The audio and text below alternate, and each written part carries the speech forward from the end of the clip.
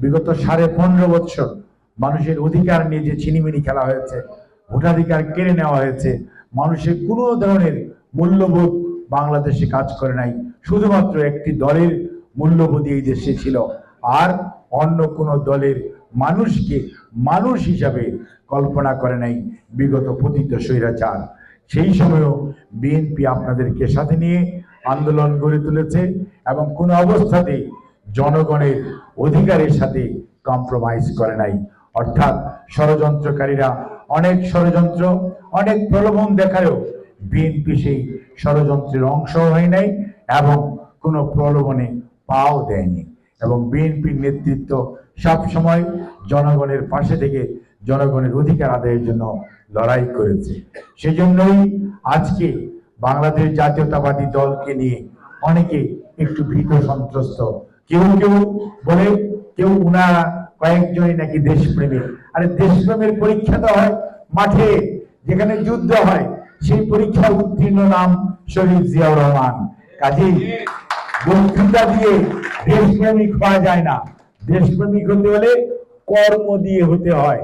সেই পরীক্ষায় বিএনপি উত্তীর্ণ, বেগম খালেদা জিয়া উত্তীর্ণ, জাতীয়তাবাদী দলের সকল নেতা কর্মী উত্তীর্ণ। 47-এ যদি এই পাকিস্তান না হতো তৎকালীন, তাহলে 71-এর মুক্তিযুদ্ধের আগে 52-র ভাষা আন্দোলন হতো না। আর 52-র ভাষা আন্দোলন না হলে 62-র ছাত্র আন্দোলন হতো না। আর 62-র ছাত্র আন্দোলন না হলে 69-এর গণ অভ্যুত্থান হতো না। 69-এর গণ অভ্যুত্থান না হলে 71-এর মুক্তিযুদ্ধ হতো না। কাজেই একটি ঘটনার সাথে আরেকটি ঘটনা সম্পৃক্ত। আর 90-এর স্বৈরাচার বিরোধী আন্দোলনের কথা আপনাদের অনেকেরই মনে থাকার কথা। আমরা জুলাই আগস্টের বিপ্লবে ছাত্র জনতার গণ অভ্যুত্থানের সাথে সাথে এদেশের সাধারণ শ্রমিক, শ্রেণী পেশার মানুষ, রাজনৈতিক নেতৃবৃন্দ, সকল শ্রেণী পেশার মানুষ, সাধারণ মানুষ আন্দোলনে অংশগ্রহণ করেছে। স্বৈরাচার 36শে জুলাই 5ই আগস্ট পালিয়ে গেছে। কাজেই এই আন্দোলন সবার আন্দোলন।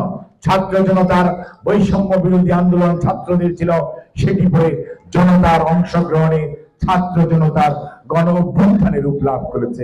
আমরা সবাইকে সশ্রদ্ধ সালাম জানাই। সবার যার যার পাওনা আছে, অংশগ্রহণ আছে, তাদেরকে আমরা সম্মান করি। এই আন্দোলন সবার আন্দোলন, এই বিজয় সবার বিজয়।